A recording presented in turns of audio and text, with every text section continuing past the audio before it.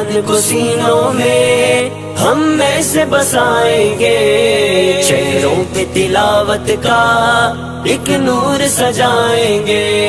कुरान को सीनों में हम में से बसाएंगे, चेहरों पे तिलावत का एक नूर सजाएंगे। अस्सलामु अलैकुम वरहमतुल्लाहि वबरकातुहू। मेरे तालिब इल्म साथियों, हम पिछला सबक तख्ती नंबर 12 मश्क सुकून जज़्म पढ़े थे। उम्मीद करती हूँ कि आप सबको सबक समझ आया होगा और आप याद कर चुके होंगे।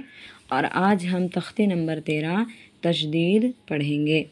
तशदीद किस तरह होता है, तशदीद की शनाख्त यानी तशदीद की पहचान पहले कर लीजिए। तशदीद इस तरह से होता है, हम बहुत सी जगह पे लफ्ज़ अल्लाह देखे होंगे, लिखे होंगे। तो जो अल्लाह है, अल्लाह के ऊपर जो निशान होता है वो उसे क्या कहते हैं, तशदीद कहते हैं। यही तशदीद वो है। तो तशदीद इस तरह से होता है। तशदीद की पहचान तो हो गई अब हमारी। अब हम बढ़ेंगे सबक के आगे।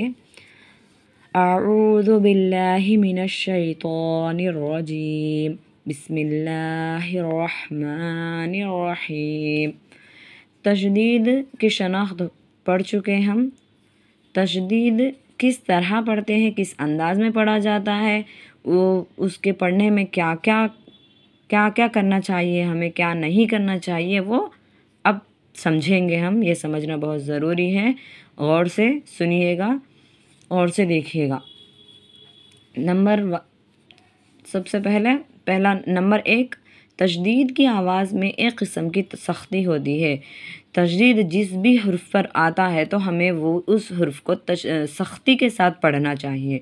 तशदीद की आवाज़ में एक किस्म की सख्ती होती है यानी अल्लाह पढ़े तो उसमें सख्ती महसूस हो रही ना, महसूस कर रहे ना आप लोग, अल्लाह।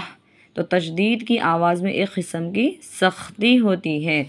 और नंबर 2, नून और मीम पर तशदीद हो तो गुन्ना होगा। नून और मीम पर तशदीद हो तो गुन्ना होगा। अब हमें समझना ये चाहिए कि गुन्ना होगा, गुन्ना किसे कहते हैं।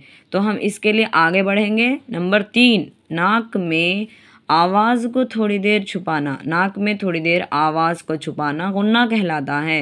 तो नून और मीम पर गुन्ना होगा, यहाँ पर पहले ये आया और तीसरे नंबर पर ये आया। तो ये हम समझना ज़रूरी है। पहले ये समझे तो फिर हमें ये समझ आएगा। इसीलिए मैं आप लोगों को ये समझाई पहले। नाक में थोड़ी देर आवाज़ को छुपाना गुन्ना कहलाता है। और नून और मीम पर तशदीद हो तो गुन्ना होगा, यानी नून और मीम पर ये जो अलामत है, ये तशदीद वाली, अगर ये आ गया तो उसे हम किस तरह से पढ़ेंगे, उसमें क्या होगा, गुन्ना होगा। नाक में थोड़ी देर आवाज़ को छुपाकर रोक कर पढ़ेंगे। नून और मीम पर अगर तशदीद आया तो नून और मीम पर तशदीद हो तो गुन्ना होगा। नंबर 3, नाक में थोड़ी देर आवाज़ को छुपाना गुन्ना कहलाता है। गुन्ना किसे कहते हैं, नाक में थोड़ी देर आवाज़ को छुपाना या रोक कर पढ़ने को गुन्ना कहते हैं। और नंबर 4, गुन्ने की मकदार 1 अलिफ के बराबर है। यानी जब हम नाक में आवाज़ को थोड़ी देर रोक कर छुपा कर पढ़ेंगे तो वो उसकी मकदार कितनी होनी चाहिए, सिर्फ़ 1 अलिफ के बराबर होनी चाहिए। 1 अलिफ से ना ज़्यादा हो और ना ही कम हो, सिर्फ़ 1 अलिफ के बराबर होगा गुन्ने की मकदार। जैसे अलिफ नून ज़बर अन, नून ज़बर ना, अन्ना। अलिफ नून ज़बर अन, नून ज़बर ना, अन्ना। जिस हर्फ पर तशदीद होगा ना तो उसे किस तरह से पढ़ेंगे, उसे पिछले वाले हर्फ से 1 मरतबा पढ़ेंगे और दोबारा खुद से पढ़ेंगे।